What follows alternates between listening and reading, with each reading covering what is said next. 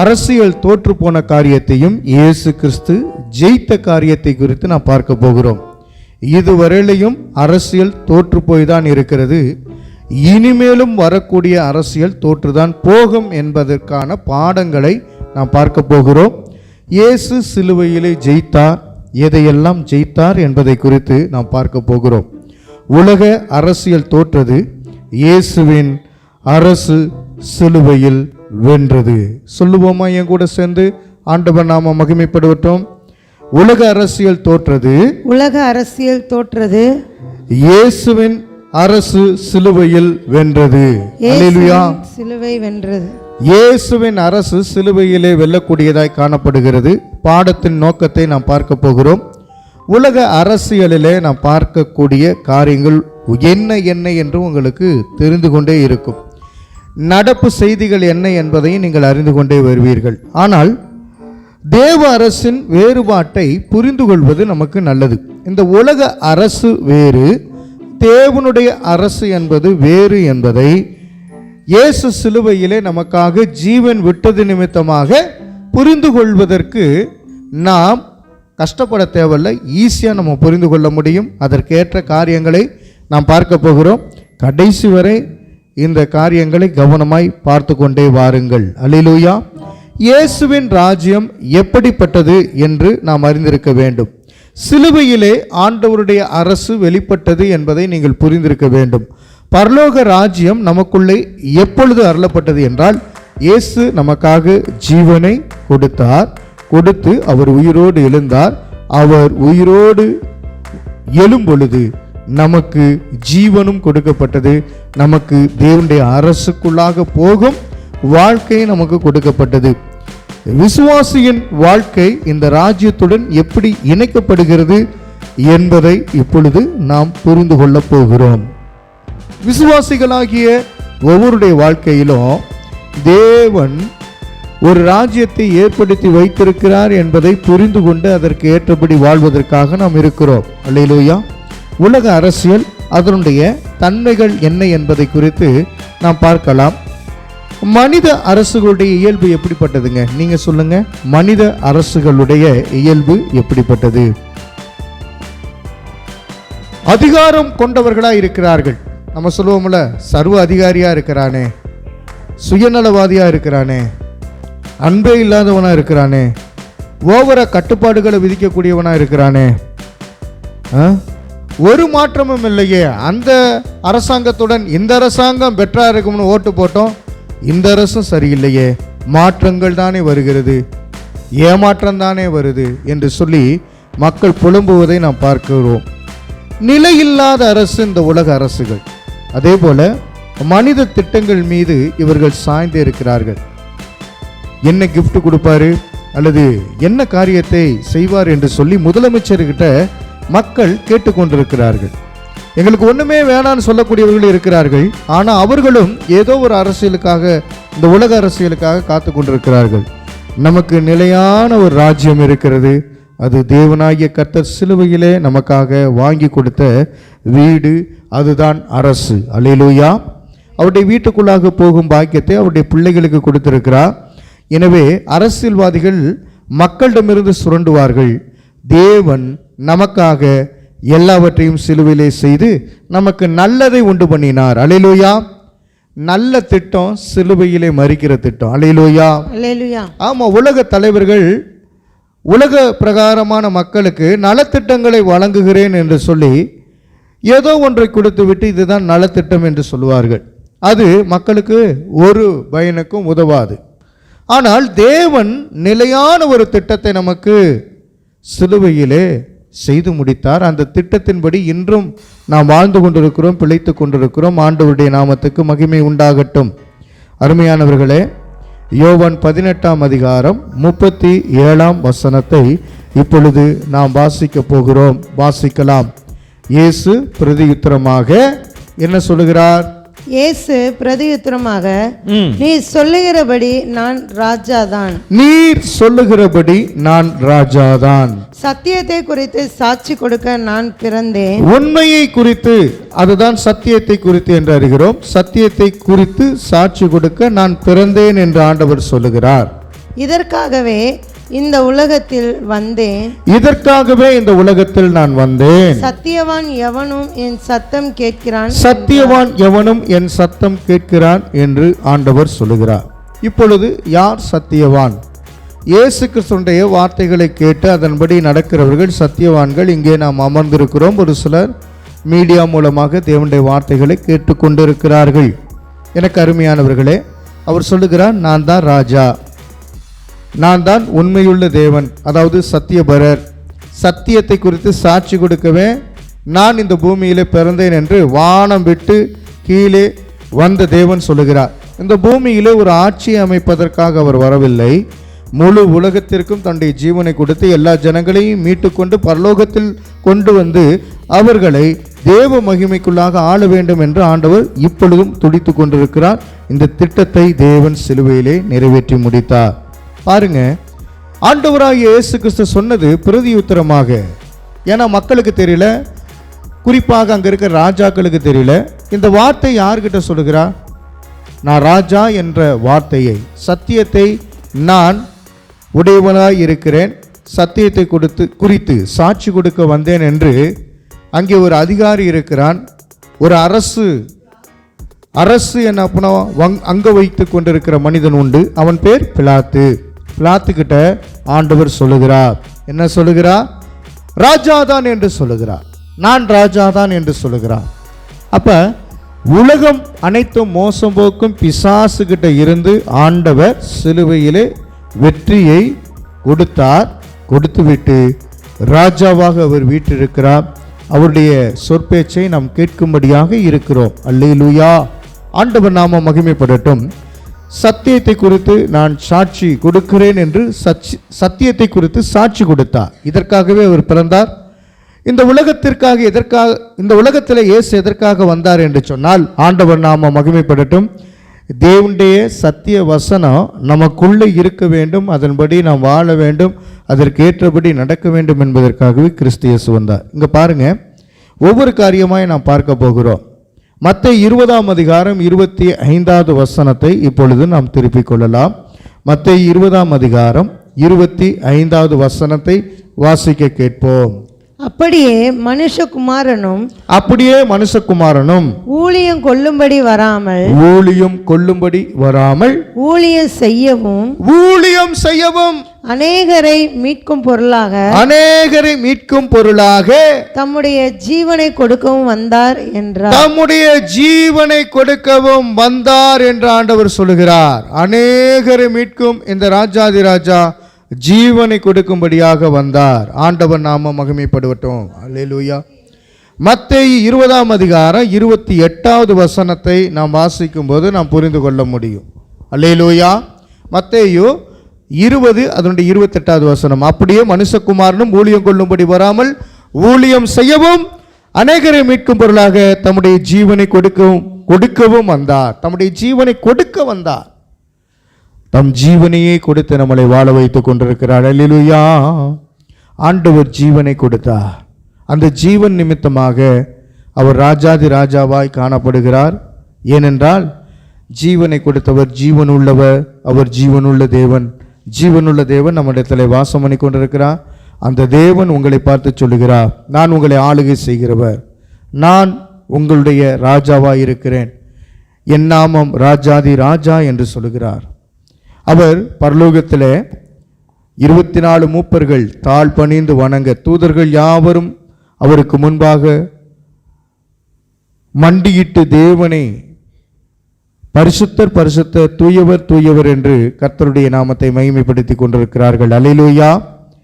அருமையானவர்களே, இந்த வசனம் நமக்கு முக்கியம். மனுஷகுமாரனாய் வந்தார், அவர் ஜீவனுள்ள தேவனாய் இருந்தார். இன்னொரு வசனத்தை வாசிக்க கேட்போம். 1 யோவான் 4 அதனுடைய 18வது வசனம். 1 யோவான் 4:18 வாசிக்க கேட்போம். அன்பிலே பயமில்லை. பூரண அன்பு பயத்தை புறம்பே தள்ளும். பூரண அன்பு, இயேசுவின் அன்பு, பூரண அன்பு பயத்தை புறம்பே தள்ளும். பயமானது வேதனை உள்ளது. ஏன்னா பிசாசு பயந்து கொண்டே இருக்கிறவன், ஐயோ நான் நரகத்துக்கு போறவன் அப்படின்னு அந்த நரகம் என்பது வேதனையுள்ள இடமாயிருக்கிறது. பயப்படுகிறவன் அன்பில் பூரணப்பட்டவன் அல்ல. பயப்படுகிறவன் அன்பில் பூரணப்பட்டவன் அல்ல என்றால் என்ன அர்த்தம்? நரகத்துக்கு போகிற மனுஷன் அவன் எப்பயுமே பூரணப்பட மாட்டான். அவன் அன்பில்லாதவன், அதனாலே எரிகிற அக்கினியிலே அழியக்கூடியவனாய் இருக்கிறான். இந்த இடத்துல நாம் பார்க்கும் பொழுது ஒன்றை புரிந்து கொள்ளுங்க. இயேசு பூர்ண அன்பு உடையவராய் வந்தார். பூர்ணம் என்பது முழுவதுமாக நமக்காக ஜீவனை கொடுக்கும்படியாக அவர் வந்தார். அந்த ஜீவன் நமக்குள்ளே வாழ்ந்து கொண்டிருக்கிறது. அந்த ஜீவனினாலே நாம் மரிக்கவில்லை, உயிரோடு இருக்கிறோம். இந்த உயிர் மனிதன் புரிந்து கொள்ள முடியாது. தேவன் மட்டுமே நமக்கு வைத்திருக்கிற ஜீவன். நம்முடைய ஜீவன் பிரகாசித்து கொண்டே இருக்கும், எரிந்து கொண்டே இருக்கும், ஒளி உள்ளதாக இருக்கும். இந்த ஒளியானது நட்சத்திரங்களைப் போல, சுடர்களைப் போல பிரகாசித்து கொண்டே இருக்கும். இயேசு எனக்குள்ள வாழ்றதுனால என்னுடைய ஆவி கொழுந்து விட்டு கர்த்தருக்காக எரிந்து கொண்டே இருக்கும். அல்லேலூயா.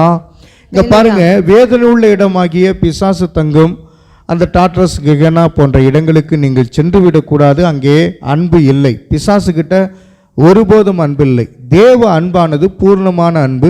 அந்த அன்பினாலே நாம் வாழ்ந்து கொண்டிருக்கிறோம். ஜீவனை ஆண்டவராய் இயேசு கிறிஸ்து கொடுத்தார். மூன்றாவது ஒரு காரியம், யோவான் 3:16 வாசிப்போம். உலக அரசியல் எதை அடிப்படையாக கொண்டதுன்னா பாவத்தையும் பணத்தையும் புகழையும் கொண்டதாக இருக்கிறது. ஆனால் இயேசுவின் அன்பு எப்படிப்பட்டது என்பதை இந்த வசனத்தின் மூலமாக நாம் பார்க்கலாம். யோவான் 3:16. தேவன் தம்முடைய ஒரே பேரான குமாரனை விசுவாசிக்கிறவன் எவனோ அவன் கெட்டு போகாமல் நித்திய ஜீவனை அடையும்படிக்கு அவரை தந்தருளி இவ்வளவாய் உலகத்தில் அன்பு கூர்ந்தார். இதான் யோவான் 3:16. இவ்வளவாய், அதாவது நீளம், அகலம், உயரம், ஆழம் இன்னதென்று இல்லை, எல்லா உலகத்தாரையும் ரட்சிக்கும்படியாக தேவன் அன்பு கூர்ந்தார். அந்த அன்பு பெரியது, அந்த பாசம் பெரியது. எனவேதான் இந்த வசனம் அருமையாக எடுத்து உரைக்கிறது. உலக அரசியலை போல தேவனுடைய அரசு இல்லை. உலக அரசியல் மக்களிடமிருந்து புடுங்கும். ஆனால் தேவ அரசியல், தேவனாகிய கர்த்தர் நமக்காக எல்லாவற்றையும் செய்து முடித்தார். அல்லேலூயா. நம்மளை பணக்காரர்களை மாற்றுவதற்கும் இல்லாததை கொடுப்பதற்கும், நாம் இழந்து போயிருந்தோம், அதையெல்லாம் மீண்டுமாக ஆண்டவர் கொடுத்தார். ஆண்டவர் தந்த எல்லா காரியங்களுக்காக நான் கர்த்தரை ஸ்தோத்திரிக்கிறேன். இன்னைக்கு நாளுடைய தலைப்பை நாம் பார்க்க போகிறோம். அருமையானவர்களே, இந்த நாளில் அரசியல் ரீதியான பல காரியங்களை நம்மளால் பார்க்க முடியும். அரசியல் நமக்கு வேண்டாம். அரசியல் இந்த உலகத்துக்கு உரியது மட்டுமே. இன்றைய நாட்களில் மனிதர்கள் அதிகமாய் பேசுவது அரசியலை குறித்து தான் பேசுகிறார்கள். அரசியல் தோற்றது, கிறிஸ்து ஜெயித்தார் என்ற தலைப்பின் கீழாக நம்ம பார்க்க போகிறோம். அல்லேலூயா. அருமையானவர்களே, மோடி அரசு எப்படிப்பட்டதுன்னா தோற்றுப்போன அரசு தான். வரும்பொழுதே பேசி கொண்டு வந்தீர்கள் லாக்டவுன் போட போகிறாங்க அப்படின்னு. பாருங்க, மக்கள் பதறிக்கொண்டிருக்கிறார்கள். மீண்டும் ஒரு லாக்டவுனா, மீண்டுமாக என்ன போனால் நாங்கள் என்ன செய்வோம் என்று சொல்லி நீங்கள் பதறிக்கொண்டிருக்கிறீர்கள். எனக்கு அருமையானவர்களே, கொரோனா டயத்தில் போட்ட லாக்டவுனை போல் வரப்போகிற லாக்டவுன் இருக்காது. நெட்டெல்லாம் கட் பண்ணிடுவான், கரண்டெல்லாம் இருக்காது. சரிங்களா? கரண்ட் இல்லாதப்பயே உங்களுக்கு எப்படி இருக்குன்னு தெரியும். கொரோனா காலத்தில் டிவியை போட்டு என்ன நடக்குது, எங்கெங்கே கொரோனா இவ்வளோ பாதிக்கப்பட்டார்கள் என்று பார்த்து கொண்டிருந்தோம். இன்டர்நெட்டை என்ன பண்ணால் முடங்கும் சூழ்நிலை ஏற்படும் பொழுது நீங்கள் என்ன செய்ய முடியும்? உலகத்தில் என்ன நடக்குதுன்னு தெரியாது. ரெண்டாவது, கரண்ட் இருக்காது. மூன்றாவது, உலகம் ஸ்தம்பித்து போனது நிமித்தமாக மக்கள் எதுவும் செய்ய முடியாது. விறகை பொறுக்கிறதுக்காக ஜனங்கள் ஓடிக்கொண்டிருப்பார்கள். கேஸ் கிடையாது. அதே நேரத்தில் உங்களுக்கு தேவையான சமையலுக்கு ஏற்ற பொருட்கள் கிடையாது. மோசமான சூழ்நிலை உருவாக போகிறது, உண்டாகி கொண்டிருக்கிறது. இதை நேற்று மோடி அறிவித்தார். மீண்டும் ஒரு லாக்டவுனுக்காக காத்திருங்கள் என்று பாராளுமன்றத்தில் அவர் பேசக்கூடிய மனிதனாய் காணப்பட்டார். பாராளுமன்றம், நாடாளுமன்றம், சட்டமன்றம் இவைகளெல்லாம் மக்களுக்காக உண்டாக்கப்பட்டவைகள்தான். ஆனால் அவைகள் நமக்கு பூரணமாய் எதையும் செய்யவில்லை என்பதை நீங்கள் ஒத்துக்கொள்கிறீர்களா? ஏனென்று சொன்னால், மக்களிடமிருந்து பிடுங்கக்கூடிய வேலையை அவர்கள் பார்த்து கொண்டிருக்கிறார்கள். தற்பொழுது கரண்ட் பில்லு அதிகமாயிருச்சு, தண்ணி பில்லு அதிகமாயிருச்சு, ரோட்டு வரி அதிகமாயிருச்சு, கார் வரி அதிகமாயிருச்சு. அருமையானவர்களே, அடுத்து என்ன பண்ண பாதாள சாக்கடை, அதுக்கு வரி என்ன பண்ண அதிகமாக விதிக்க போகிறார்கள். உங்களுக்கு தெரியுமா, ஒவ்வொரு வரியும் அதிகமாக இருக்கிறது, ஒவ்வொரு பொருளுடைய விலையும் இப்பொழுது அதிகமாய் கூடியிருக்கிறது. நான் ஊழியக்காரனாக இருக்கிறபடியினால் ஒரு சிலரை நான் போய் சந்தித்து ஜெபம் பண்ணுவது என்னுடைய வழக்கமாக இருக்கிறது. குறிப்பாக கடற்காரர்களை பார்த்து அவங்களுக்காக ஜெபம் பண்ணும்போது புலம்பிக் கொண்டிருக்கிறார்கள். இந்த பொருள் முன்னுக்கு இருந்ததை காட்டிலும் இப்போ 30 ரூபா கூடியிருக்கு, மக்கள்கிட்ட அதை எடுத்து சொன்னால் நம்ப மாட்டேங்கிறாங்க அப்படின்னு சொல்லி கடைக்காரவங்க இதுக்காக ஜெபம் பண்ணிக்கங்கன்னு சொல்லி ஜெப குறிப்பாய் வைக்கிறார்கள். நீங்கள் நன்றாக புரிந்து கொள்ள வேண்டும். தானியேல் 2ஆம் அதிகாரம் 21வது வசனத்தில் அவர் ராஜாக்களை மாற்றுகிறவராய் இருக்கிறார் என்று நம்மளால் பார்க்க முடியும். இந்த பூமியிலே ராஜாக்கள் சரியில்லை என்றால் தேவன் நல்ல ராஜாக்களை ஏற்படுத்த முடியும். ஆனால் இந்த உலகத்தின் ராஜாக்கள் மோசமானவர்கள் என்பதையும் வேதவசனம் தெளிவாக நமக்கு காட்டி கொடுத்து கொண்டே வருகிறது. ஒரு நல்ல தானியேலை போல ஜெபிக்கிற மனுஷன் இருக்கும்போது அங்கே தானியேலையே ஆண்டவர் உயர்த்தி காமிக்க விரும்புகிறார். நேபுகாத் நேச்சர் போன்ற கொடிதான ஒரு ராஜாக்களை கீழே தள்ளுவதற்கு ஆண்டவர் ஆயத்தமுள்ளவராய் இருக்கிறார். தானியேல் 2ஆம் அதிகாரம் அதனுடைய 21வது வசனத்தை இப்பொழுது நாம் வாசிக்க கேட்க போகிறோம். அவர் காலங்களையும் சமயங்களையும் மாற்றுகிறவர், அவர் காலங்களையும் சமயங்களையும் மாற்றுகிறவர், ராஜாக்களை தள்ளி ராஜாக்களை ஏற்படுத்துகிறவர், ராஜாக்களை தள்ளி ராஜாக்களை ஏற்படுத்துகிறவர், ஞானிகளுக்கு ஞானத்தையும் ஞானத்தை தருகிறவர். ஞானிகளுக்கு, குறிப்பாக தானியேல் ஒரு ஞானியாய் இருந்தார், ஞானத்தை பெற்றுக்கொண்டார், தேவனுடைய ஞானம் அவருக்கு வெளிப்பட்டது. அறிவாளிகளுக்கு அறிவையும் கொடுக்கிறவர், அறிவாளிகளுக்கு அறிவையும் கொடுக்கிறவர். இன்னைக்கு உலக பிரகாரமாக இருக்கக்கூடிய தேவனை அறியாத எத்தனையோ விதமான ராஜாக்கள் வந்திருக்கிறார்கள். மோடியும் கர்த்தராகிய இயேசு கிறிஸ்துவை அறியவில்லை, அமித்ஷாவும் இயேசு கிறிஸ்துவை அறியவில்லை, குடியரசுத் தலைவர்களும் இயேசு கிறிஸ்துவை அறியவில்லை, இங்கே அநேக முதலமைச்சர்கள் இயேசு கிறிஸ்துவை அறியவில்லை. இந்தியாவில் 2.28% மட்டுமே கிறிஸ்தவர்கள் இருக்கிறார்கள். அவர்களையும் ஒடுக்க வேண்டும் என்பதற்காக மதமாற்ற தடை சட்டங்களையும் குறிப்பாக கிறிஸ்தவர்களுக்கு இருக்கிற சலுகைகளையும் எடுத்துக்கொண்டு அவர்களை எப்படியாவது சிறைச்சேதம் பண்ண வேண்டும் என்ற நோக்கத்தோடு சுற்றி திரிகிற அரசாங்கத்திடம் ஆண்டவர் என்ன செய்ய போகிறார்? ஆண்டவர் இவர்களுக்கு நன்மையை கொடுக்க மாட்டார். ஜெபிக்கிற நமக்கும் ஆண்டவராக இயேசு கிறிஸ்து நன்மையை கொடுத்து வாழ வைக்க போகிறார். எனவே தானியேல் 2:21 இயேசு கிறிஸ்து ராஜாதி ராஜாவாய் இருக்கிறார் என்று யோவான் 18:37 நம்ம பார்த்தோம். பிலாத்துவிடத்திலே ஆம் நான் தான் ராஜா என்று சொன்னார். அவரே சொல்லுகிறார், ராஜாக்களை தள்ளி ராஜாக்களை ஏற்படுத்துகிறவர் நான் தான் என்று சொல்லுகிறார். இப்பொழுது சங்கீதம் 146 அதனுடைய 3வது வசனத்தை எடுத்துக்கொள்ளுவோம். சங்கீதங்களின் புத்தகம் 146ஆம் அதிகாரம் அல்லது 146ஆம் சங்கீதம் 3வது வசனம். மனிதன் மீது நம்பிக்கை வைக்க வேண்டாம் என்று நாம் பார்க்க முடியும்.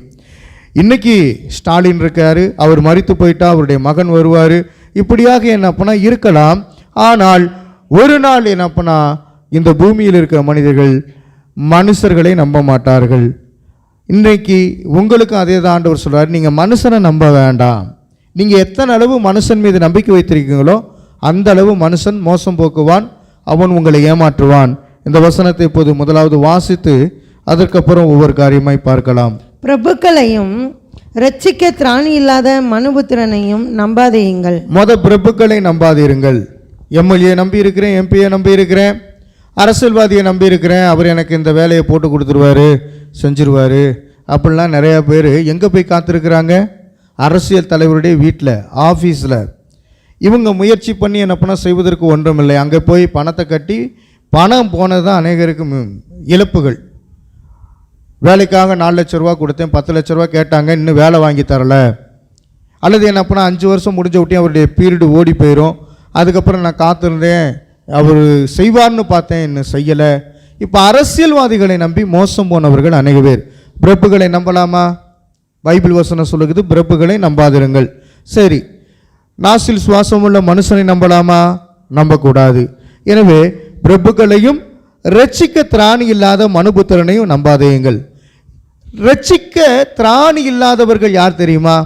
இன்னைக்கு இருக்கிற ஸ்டாலினோ மோடியோ அல்லது மாநிலங்கள் தோறும் இருக்கக்கூடிய முதலமைச்சர்களோ அல்லது முழுவதுமாக இந்தியாவுக்கே பிரதமராய் அல்லது பெரிய பெரிய பொறுப்பில் இருக்கக்கூடியவர்களாய் யாராக இருந்தாலும் அவர்கள் நம்மளை ரட்சிக்க முடியாது.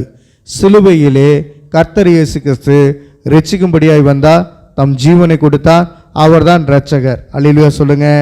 அப்போ பிரதான ஆசாரியர் நமக்கு இருக்கிறார் இயேசு கிறிஸ்து. பிரபு யார் தெரியுமா?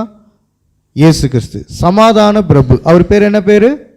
சமாதான பிரபு. இது எங்கே வாசிக்க முடியும்? ஏசாயா தீர்க்க தரிசன புத்தகத்தில் வாசிக்க முடியும். சமாதான பிரபுவாய் இயேசு கிறிஸ்து இருக்கிறார். அவர் நமக்காக எல்லாவற்றையும் சிலுவையிலே செய்து முடித்து விட்டார். நன்மையை வாங்கி தந்து விட்டார். எனவே இந்த உலகத்தில் இருக்கிற அரசு நிலையில்லாத அரசு. மனித திட்டங்கள் மீது நீங்கள் சார்ந்திருக்க வேண்டாம். அருமையானவர்களே, மனித திட்டங்கள் ஒருபோதும் ஒரு சில நேரத்தில் செய்கிற மாதிரி இருக்கான செயல்படுத்தி முடிக்க முடியாதவங்களால் எத்தனையோ காரியங்கள் பெண்டிங் போட்டு வச்சுருக்கிறாங்க. ஆனால் ஆண்டவரோ ஒரு காரியத்தையும் பெண்டிங் போல எல்லாத்தையும் செய்து முடித்து விட்டார். அல்லேலூயா. உலக அரசியல் எதை அடிப்படையாக கொண்டது என்றால் பவர். பவர்னா என்னது? பலத்தை அடிப்படையாக கொண்டிருக்கு. என்கிட்ட இப்படிப்பட்ட பவர் இருக்குது அப்படின்னு சொல்லக்கூடியவங்க தான் நிறைய பேர். அதுதான் பலம். தன்னுடைய மனித பலத்தை நம்பி வாழ்ந்து மோசம் போனவர்கள் நிறைய பேர். ரெண்டாவது வெல்த்து, பணம். பணத்தை நம்பி அவர்கள் அதிகமாய் வாழ்ந்து பணத்தை இழந்தும் தன்னுடைய ஜீவனை இழந்தவர்களும் அநேக பேர். அடுத்து புகழ். இந்த புகழை நம்பி வாழ்ந்தவர்கள் அநேகர். இன்றைக்கி அரசியல்வாதிகள்லாம் எந்த புகழில் வாழ்ந்துக்கிட்டு இருக்கிறாங்க? அரசியல் புகழில் வாழ்ந்துக்கிட்டு இருக்கிறாங்க. பார்க்கறதுக்கு அவங்க வெள்ளையும் சொல்லையுமா போட்டிருப்பாங்க. அவங்க இருதயமோ கர்த்தருக்கு உகந்த இருதயமாக இருக்காது. இப்போ இயேசு கிறிஸ்துவை நோக்கி பாருங்கள், அவருடைய முகம் பிரகாசிக்கும். அவர் சொல்லுகிறார், என்னை நோக்கி கூப்பிடு, நான் உனக்கு மறு உத்தரவு கொடுப்பேன் என்று சொல்லுகிறார். உலக அரசியல்வாதிகிட்ட போய் கேட்டிங்கன்னா ஒன்றுமே கிடைக்காது. உலக அரசியல் எதை அடிப்படையாக கொண்டது என்று சொன்னேன்? இன்ஃப்ளூயன்ஸ், அதாவது புகழை அடிப்படையாக கொண்டது, பணத்தை அடிப்படையாக கொண்டது, பலத்தை அடிப்படையாக கொண்டது. இவைகளை நம்பி அநேக பேர் மோசம் போய் கொண்டிருக்கிறார்கள். அருமையானவர்களே, நேற்று நாங்கள் நண்பர்கள் ஒரு 5 பேர் சந்தித்தோம். நாங்கள் நண்பர்கள் என்று சொல்லும் பொழுது, நான் வேலை பார்த்த இடத்திலே முன்பு ஒரு நாட்களில் வேலை பார்த்தேன். அப்படிப்பட்ட ஒரு 4 நண்பர்கள் கூடியிருந்தோம். அங்கே டிஸ்கஷன் என்ன பண்ணுறோம், அடுத்து யார் ஆட்சி வரும் அப்படின்னு. அதுக்கப்புறம் யாருக்கு நீங்கள் ஓட்டு போடுவீங்க அப்படின்னு சொல்லும்போது 4 பேருமே 4 விதமாய் பதில் சொன்னோம். நான் டிஎம்கே ஓட்டுக்கு போவிடுவேன் அப்படின்னு சொன்னார். அந்த நண்பர், நான் பிஜேபியில் அடிப்படை உறுப்பினராக சேர்ந்துட்டேன், அதனால் பிஜேபிக்கு தான் ஓட்டு போடுவேன் அப்படின்னு அந்த நண்பர் சொன்னார். மீதி 2 நண்பர்கள் புது கட்சிக்கு போடுறேன் அப்படின்னு சொல்லி நான் விஜய்க்கு தான் போடுவேன் அப்படின்னு சொல்லி கொண்டு இருந்தார். இப்படியாக என்ன பண்ணால் பல ரீதியாக என்னென்னா பேசி கொண்டிருந்த காரியத்தில் உண்மை என்னென்னா, கர்த்தரை பற்றி அறியாதவர்களாக இருக்கிறபடினால, அவங்களுக்கு சத்திய வசனம் தெரியாததுனால அவங்க ஒவ்வொன்றையும் சொல்லிக்கிருந்தாங்க. நானும் சொல்கிறேன், உலக ராஜ்யத்தை நான் நம்பவில்லை. ஏன்னா உலக ராஜ்யத்தில் கடவுளே இல்லை என்று சொல்லக்கூடியவர்கள் தான் டிஎம்கே ஆட்சி. ஆனால் அவர்கள் ஒரு சிலர் இயேசு கிறிஸ்து தான் உண்மையுள்ள கடவுள் என்று ஏற்றுக்கொண்டிருக்கிறார்கள். நான் ஊழியத்துக்கு போகும்போதும் வரும்போதும் ஒரு சில காரியங்களுக்கு அவர்கள் சப்போர்ட்டாக இருக்கிறார்கள். அதாவது போலீஸில் ஒரு சில போலீஸ் எப்படிப்பட்டவர்களாக இருக்கிறாங்க தெரியுமா? அவங்க அந்த ஆர்எஸ்எஸ் உறுப்பினர்களாக இருக்கிறார்கள். அதனால் ஒரு டீம் இதுக்குன்னே என்ன பண்ணால் முதலமைச்சர் ஏற்படுத்தி வைத்திருக்கிறார். சுவிசேஷம் அறிவிக்க போகிற இடத்துல நம்மளை தேவையில்லாமல் கொண்டு போய் கம்ப்ளைண்ட் பண்ணிட்டா அதற்காக அவர் ஒரு விசாரணை குழுவை ஏற்படுத்தி வைத்திருக்கிறார். அதற்குரிய சிடி அதற்காக என்ன பண்ணால் ஆயத்தப்படுத்தப்பட்டிருக்கிற நபர்கள் உடனடியாக அக்கறை செலுத்தி பிரச்சனை முடிவுக்கு கொண்டு வருகிறார்கள். நல்ல காரியங்களையும் செய்து கொண்டிருக்கிறார்கள். அதனால் இந்த மத ரீதியாக பிரச்சனை இல்லாதபடி இருப்பதற்காக டிஎம்கேக்கு வாக்களித்தால் நல்லது என்று சொல்லி நானும் சொல்லி கொண்டிருக்கிறேன். அல்லேலூயா. மதவாத கட்சிகள் மீது எந்த கட்சி வந்தாலும் எல்லாமே மதவாத கட்சிகள். அவர்கள் எல்லாம் ஒன்று சேர்ந்து மத மாற்ற தடை சட்டத்தை போடுவது மாத்திரமல்ல, மத கலவரங்களை தூண்டிவிட்டு மக்களுக்கு நன்மையை பயக்க மாட்டார்கள், செய்ய மாட்டார்கள் என்பதுதான் எல்லோருடைய கருத்து கணிப்பாய் இருக்கிறது. சரி பாருங்க, உலக அரசியலுக்கு ஒரு எல்லை இருக்கிறது, அப்படிதானே? உலக அரசியலுக்கு எல்லை ஏற்கனவே சொன்னேன், 5 வருஷம் கால வரை என்ன பண்ண இருக்கிறது.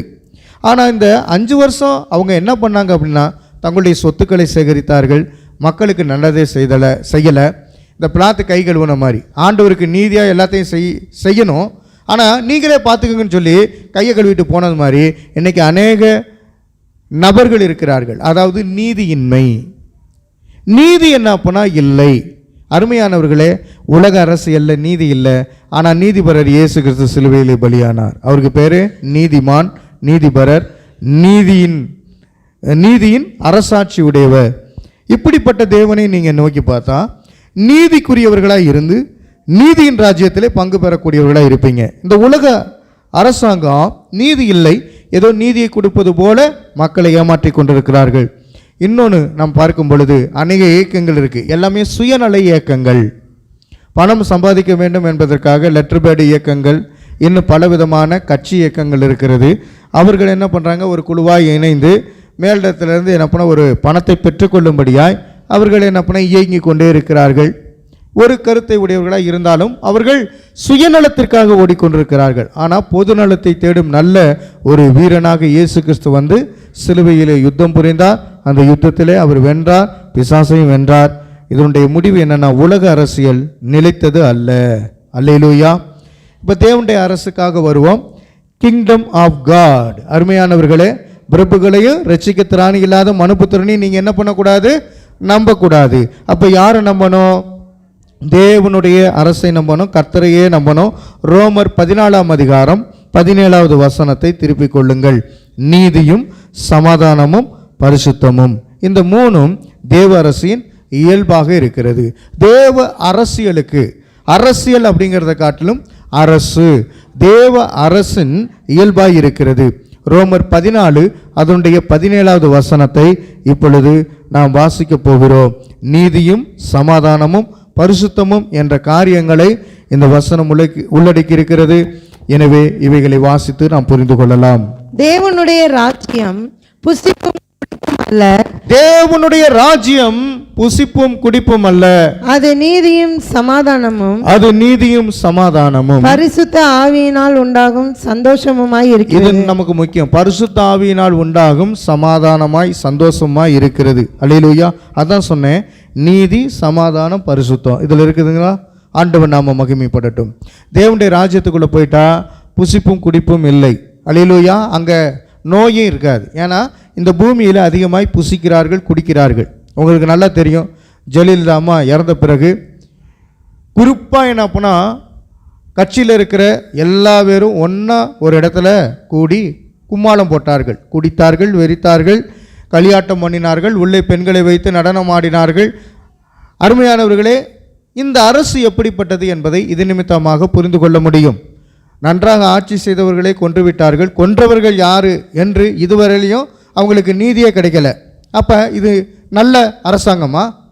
அருமையானவர்களே, முதலமைச்சருக்கே இந்த கதி. ஒரு முதலமைச்சர் ஜெயலலிதா மரித்து போனார்கள். யார் கொன்றார்கள் அல்லது இயல்பாக எப்படி மரித்தார்கள் என்ற காரியங்கள் வெளியிலே வரவே இல்லை. நன்றாக புரிந்து கொள்ள வேண்டும். தேவனுடைய அரசு நீதி உள்ள அரசு, தேவனுடைய அரசு சமாதானம் நிறைந்த அரசு, தேவனுடைய அரசு பரிசுத்தமுள்ள அரசு. அங்கே பரிசுத்த ஆவியானவர் இருப்பார். அந்த பரிசுத்த ஆவியினால் உண்டாகும் சந்தோஷமுமாய் இருக்கிறது. நாம் சந்தோஷப்பட்டு களி கூறுவோம். அந்த அரசாங்கத்திலே நாம் போக போகிறோம்.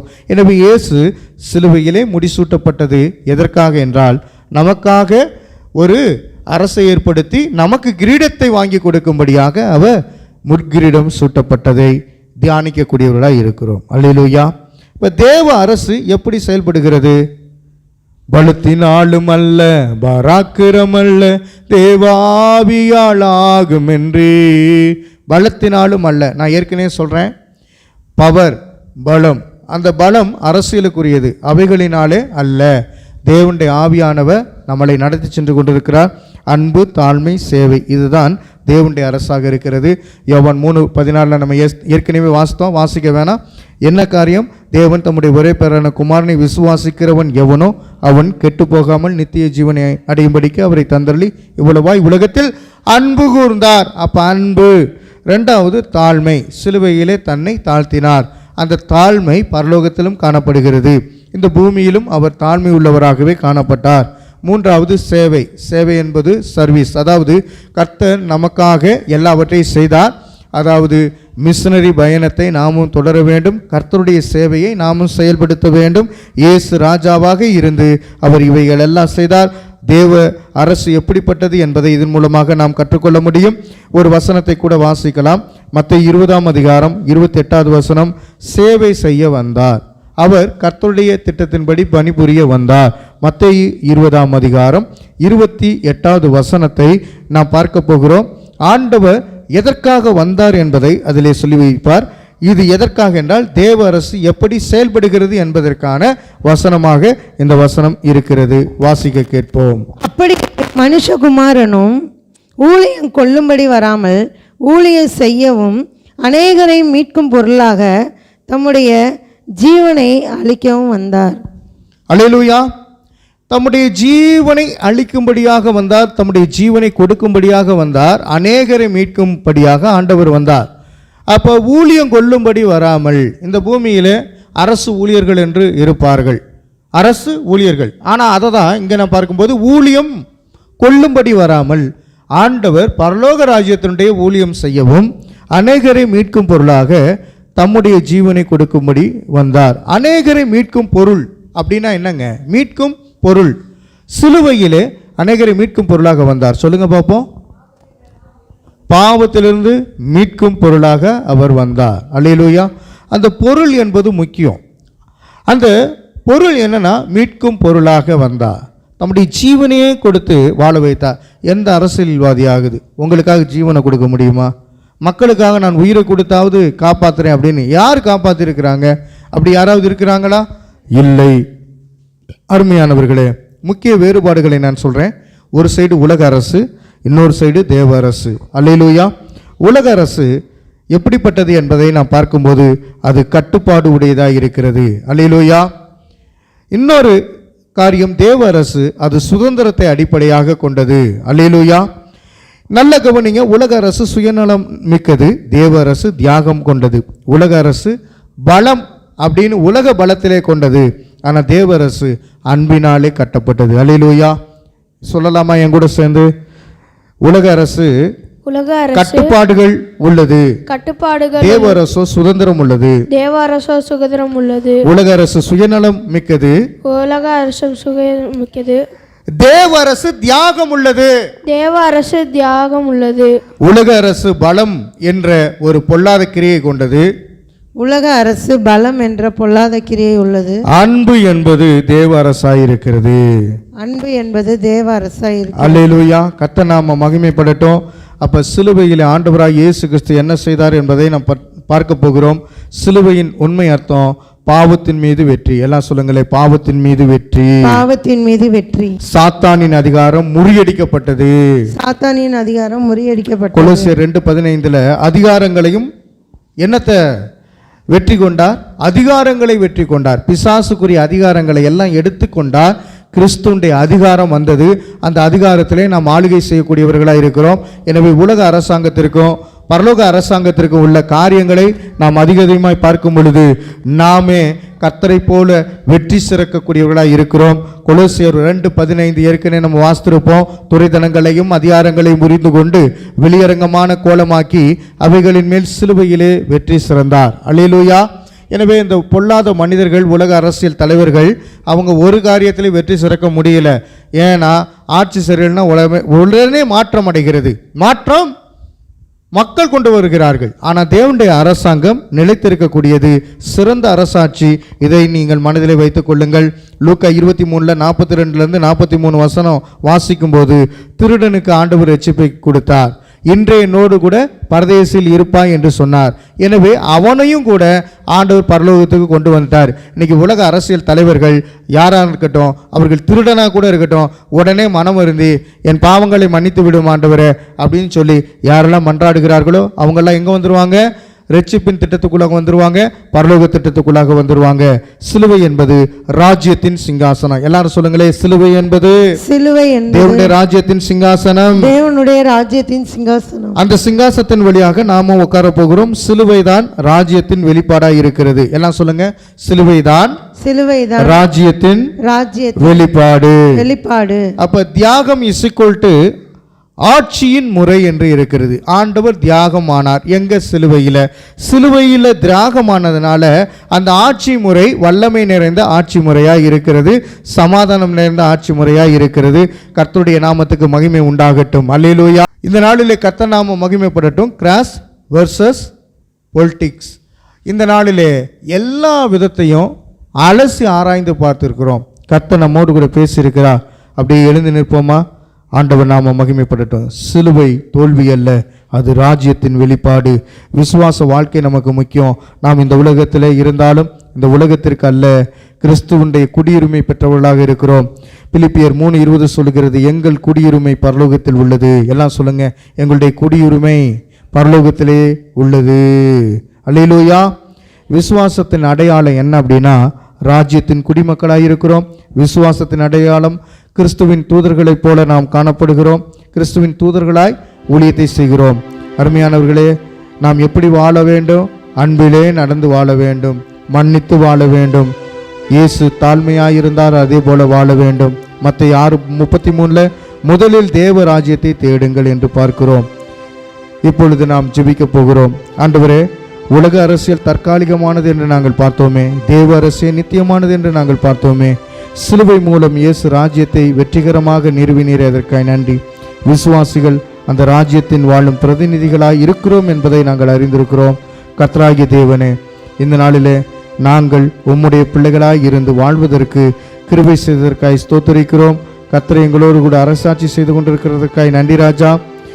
சிலுவை மூலம் இயேசு சாத்தானின் அதிகாரங்களை தோற்கடித்ததற்காய் ஸ்தோத்திரிக்கிறோம் ராஜா. அல்லேலூயா, அல்லேலூயா, அல்லேலூயா. எல்லாம் ஜெபம் பண்ணலாமா? தேவனே உமக்கு ஸ்தோத்திரம். இயேசுவின் அரசு சிலுவையில் வெற்றி பெற்றது. எல்லாம் சொல்லுங்க, இயேசுவின் அரசு சிலுவையிலே வெற்றி பெற்றது. மீண்டுமாக இந்த வார்த்தையை என்ன பண்ண சொல்லுங்க, இயேசுவின் அரசு சிலுவையில் வெற்றி பெற்றது. அரசியல், உலக அரசியல் தோற்று போனது. ஆண்டவருக்கு முன்னாடி அப்படியே ஒப்பு கொடுங்க. இயேசு கிறிஸ்து எனக்காக ஜெயத்தை கட்டளையிட்டதற்காக நன்றி. சிலுவையிலே ரட்சிப்பை எனக்கு தந்த தேவனுக்கு ஸ்தோத்திரம். முழுமையாக சிலுவையிலே வேலையை நிறைவேற்றின இயேசுவுக்கு ஸ்தோத்திரம். முழுமையாக தம்முடைய ஆவியை ஒப்பு கொடுத்து எனக்காக எல்லாம் நிறைவேற்றின தேவனுக்கு ஸ்தோத்திரம். அல்லேலூயா, அல்லேலூயா, அல்லேலூயா, உமக்கு ஸ்தோத்திரம். சிலுவையே முன்னால், உலகமே பின்னால். சிலுவையே முன்னால், உலகமே பின்னால். இயேசு சிந்திய இரத்தத்தினாலே என்றும் விடுதலையே. இயேசு சிந்திய இரத்தத்தினாலே என்றும் விடுதலையே. இயேசு சிந்திய இரத்தத்தினாலே என்றும் விடுதலையே. ஆமென். இயேசு சிந்திய இரத்தத்தினாலே என்றும் விடுதலையே. இயேசுவின் பின்னால் நான் சொல்வேன், திரும்பி பார்க்க மாட்டேன். எல்லோரும் சேர்ந்து, இயேசுவின் பின்னால் நான் சொல்வேன், திரும்பி பார்க்க மாட்டேன். சிலுவையே முன்னால், உலகமே பின்னால். சிலுவையே முன்னால், உலகமே பின்னால்.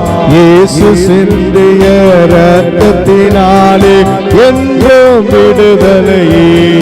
இயேசு சிந்திய இரத்தத்தினாலே என்றும் விடுதலையே. உலகத்தின் பெருமை, செல்வத்தின் பற்று எல்லாம் உதறிவிட்டேன். சொல்லுங்களே, உலகத்தின் பெருமை, செல்வத்தின் பற்று எல்லாம் உதறிவிட்டேன். உடல் பொருள் ஆவி உடைமைகள் யாவையும் ஒப்பு கொடுத்து விட்டேன். உடல் பொருளாவி உடமைகள் யாவையும் ஒப்பு கொடுத்து விட்டேன். நான் அவர் ஆலயம், எனக்குள்ளே இயேசு. நான் அவர் ஆலயம், எனக்குள்ளே இயேசு. என்ன நடந்தாலும் எவ்வேளையிலும் எப்போதும் துதித்திடுவேன். என்ன நடந்தாலும், என்ன நடந்தாலும் எவ்வேளையிலும் எப்போதும் துதித்திடுவேன். இயேசுவின் பின்னால் நான் செல்வேன், திரும்பி பார்க்க மாட்டேன், திரும்பி பார்க்க மாட்டேன். இந்த வசனத்திற்காக முன்பாக வந்து ஏஞ்சல் மார்கரெட் அவர்கள் ஜெபம் பண்ணுவார்கள். கர்த்தருடைய நாமத்தை மகிமைப்படுத்துவோம். ஆண்டுடைய வசனம் நமக்கு இன்பமாய் இருப்பதாக. உலக அரசியல் ஜெயிக்காது, இயேசுவின் அரசு ஜெயித்து விட்டது. இயேசு சிலுவையிலே நமக்காக ஜெயத்தை கொடுத்து விட்டார். ஜெபிப்போம். ஸ்தோத்திரம் கர்த்தாவே, எங்களை நேசித்து எங்களை வழி நடத்துகிற எங்கள் அன்பான பரலோக பிதாவே, உம்மை நன்றியோடு துதிக்கிறோம். இது இந்த நல்ல சிலுவை தியான கூட்டத்திலும் நாங்கள் கற்றுக்கொண்ட ஒவ்வொரு காரியங்களுக்காக நாங்கள் உமக்கு நன்றி செலுத்துகிறோம். கர்த்தாவே அப்பா, நீர் சிலுவையிலே பிசாசானவனை வெற்றி சிறந்து எங்களுக்கு பாவ மன்னிப்பை பெற்று தந்திரே தகப்பனே. இது அப்பா, இந்த பெரிதான பாவ மன்னிப்பை இந்த உலகத்தில் உள்ள எந்த அரசியல் தலைவர்களால் எங்களுக்கு கொடுக்க முடியாது தகப்பனே. உம்முடைய ஒரே பேரான குமாரனுடைய ரத்தம் மாத்திரம்தான் எங்களுடைய பாவங்களை நீக்கி எங்களை சுத்திகரிக்கும் தகப்பனே.